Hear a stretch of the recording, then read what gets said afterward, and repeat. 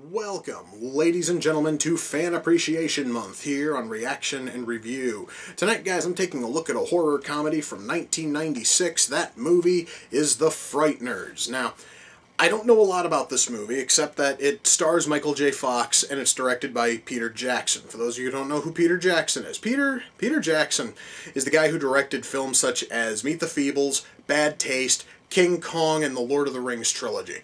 So, he makes really good movies. Well, except for King Kong, but I'm not going to muddy things here by talking about King Kong. Anyway, he knows how to make quality stuff. And The Frighteners, I'm going to tell you guys right now, because this thing is a horror comedy, I have high hopes for it, because to me, his best works are when he's doing horror comedies. I'm talking when he's doing stuff like Brain Dead, or when he's doing Bad Taste. Those are my two favorite Peter Jackson movies. So I'm kind of hoping that this thing is in the same league as those. But the only way I'm going to find out is if I shut up and I push play, and I'm going to do that right now. So, without further ado, it's time to kick back, relax, and check out The Frighteners.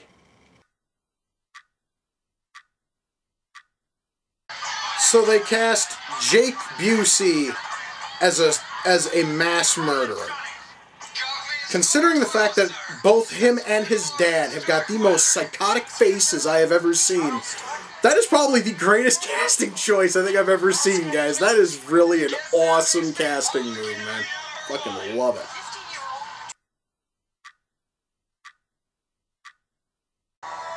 Okay, I just saw a ghost vomit out of its ears. That was sort of cool, but also really fucked up, dude.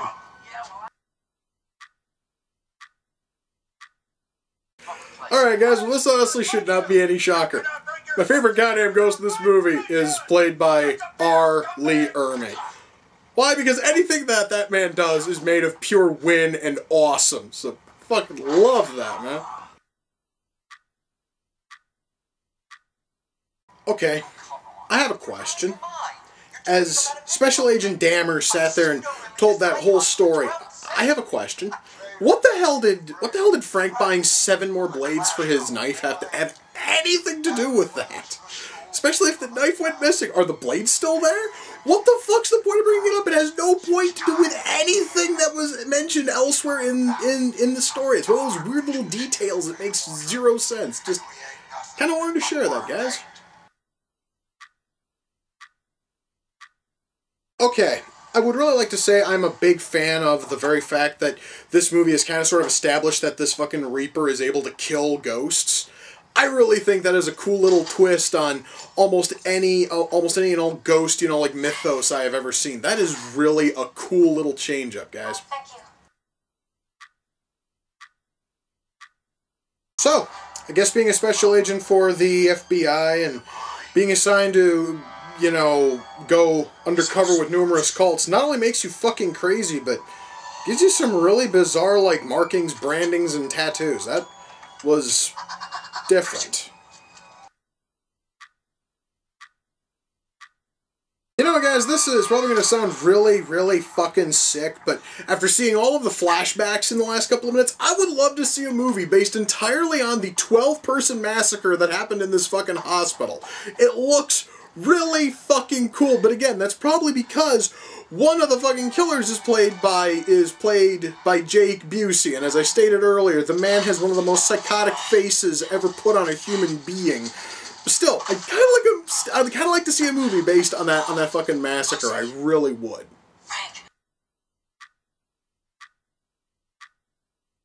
Well, guys, that was The Frighteners, and this actually isn't a half-bad cover of Don't Fear the Reaper. That's really fucking cool. Okay, let me shut that off.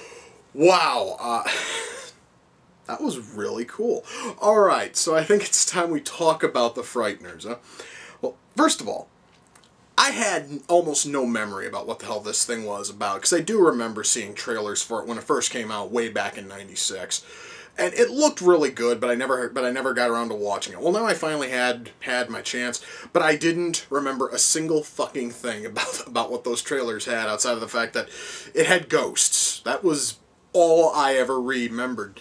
Well, it does have ghosts. In fact, it basically has like its own kind of, it has its own sort of mythology as to how ghosts work. It has all of these rules like put in, and you know, normally when you have your own set of rules which have to do with something like this, oftentimes movies will get bogged down with just mountains and mountains of like bullshit that sort of ties into their, you know, version of them. Well, this was done in a real simple fashion, done very, very well. Nothing actually is bogged down, and you are not hammered over the head with the various rules that tie into these ghosts. It's real easy to follow, and that's exactly what you want for a movie. So we have that, which is really cool. I am really digging the whole like twist on ghosts. I thought that was a really awesome thing. Now, as for the story itself is written very, very well. Our characters are all very, very well written. The characters are all well fucking like developed. Every character here, you can genuinely feel for them, which is a problem I've been noticing in a whole lot of movies I've been covering lately. Well, not lately. I've been hitting a whole lot of good ones lately, but still, that normally is a huge problem with a lot of the movies I cover, is that the characters are all flat and lifeless. Well, even here, you know, a whole lot of characters are lifeless, but that's because they're fucking ghosts, and even then they still have personality. So, you know, the characters here are all likable and deep, and I really enjoy, well, I really can't say deep since, well, you know, Lee Ermey, he just plays the same fucking, like, drill sergeant he plays in every other thing he has ever been in, but that, goddammit, is what makes him so likable. And it still works. Anyway, characters here are very, very likable, and the story is very well written. Nothing here actually feels like out of place. Everything here is paced out very, very well in terms of writing. The script here, I would say, is pretty much about as close to perfect as you will ever get in terms of how a script should be written, in terms of character depth, pacing, what have you. Everything is there, and it's done right. The acting here complements that very, very well. And I would love to point out like a single actor and say that they stood out. But it'd be very tough. It'd be very tough, especially when you have people such as Ermey, who has a very small role. John Astin has a very small role. You know, and of course then we have our major stars, which are people such as Jeffrey Combs and Michael J. Fox. But all of them turn in a fantastic showing, and all of them are giving 110% in this, and it shows. Like, nobody here is going to truly, well, actually, I would say that if any character just shines, it would have to be Dammers, who is played by Jeffrey Combs, but that's simply because Dammers is written in the most batshit crazy way possible, and that seems to be what Jeffrey Combs plays best, so, you know, it just kind of naturally works for him. So yeah, guys, like, characters here are very, very well, and the actors here were and the actors who were cast here were great. And as I've stated a few times before, amongst the characters is a lunatic mass, you know, murderer who's played by Jake Busey, and Jake Busey, just like his dad, and I've said this also, has one of the most psychotic looking faces ever. You couldn't have cast that role better. If you even fucking tried. You couldn't, alright? It basically was lunatic, just go ahead and just cast a fucking Busey. Which one? I don't care. It would have worked, and it did. So yeah, guys, acting here was great. The casting was great. The writing was great. Special effects. Now, you guys have to understand that this thing was made back in 1996, okay? So we were not in the middle of, I mean, you know, so yes, like, special effects here are not going to be as good as you would see today, but by 1996 standards, these are fantastic special effects. we have fantastic CG, we have awesome, awesome makeup effects. Everything here is done great, and of course I would not have expected less in terms of like makeup effects and practical effects from the same guy who gave us things such as Brain Dead and Bad Taste, which had tons and tons of fantastic makeup effects. So yes, everything there lives up perfectly, and the CG involving the ghosts and the ghosts' deaths, as well as ghosts like popping out of walls, all of that looks fantastic, and would probably still look and still looks really good even by today's standards. However, considering the fact that this thing came out in 1996, the special effects here are phenomenal.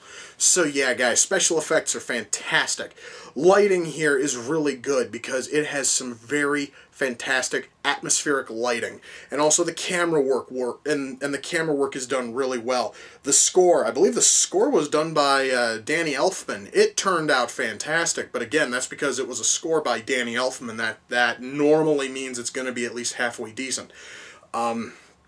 Pretty much, guys, when it came to this movie, everything was done well. I mean, everything was done so well that this thing, I believe, has now taken the top spot amongst Peter Jackson's films. This thing, I believe, is now my all-time favorite, which is saying a lot considering the fact that before watching this, my all-time favorite was Brain Dead, and I didn't think anything was going to top that in terms of quality.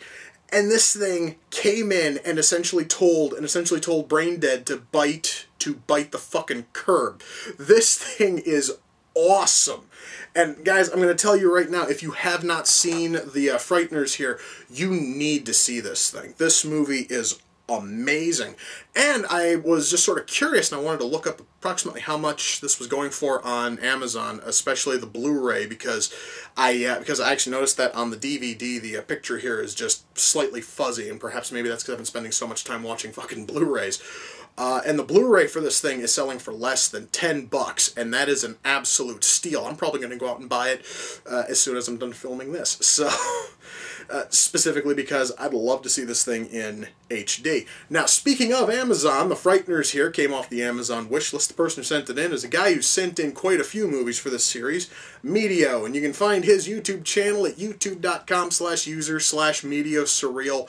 Dude, thank you. I really thank you for this one because, well, I was always curious about it and I never really had the chance to watch it, and you gave me that chance, and god damn it, this is by far one of the best Peter Jackson movies I've ever seen, if not the best Peter Jackson movie I have ever seen. So yes, guys, please, I want you to swing over to Medio's channel and check out everything he has. Once more, dude, thank you. This thing here is going to have a proud, proud spot in my DVD collection until I go out and I buy the Blu-ray and essentially replace this one. But still, thank you, because I got to watch this and that was awesome. So yes, guys, wow.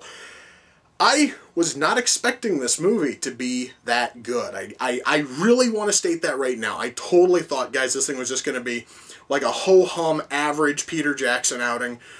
And I was totally wrong to have doubts. This thing was fucking amazing. In fact, shit, I actually don't want to watch it again now, because if I buy it on Blu-ray, I'm going to watch it then. So anyway, guys, yeah, you guys have to see this thing. I don't care how. Go find a copy and check it out. It was fantastic. So yes, guys, with that, we come to the close of another reaction and review. Until next time, ladies and gentlemen, take care, and I will see you all in the near future. Peace.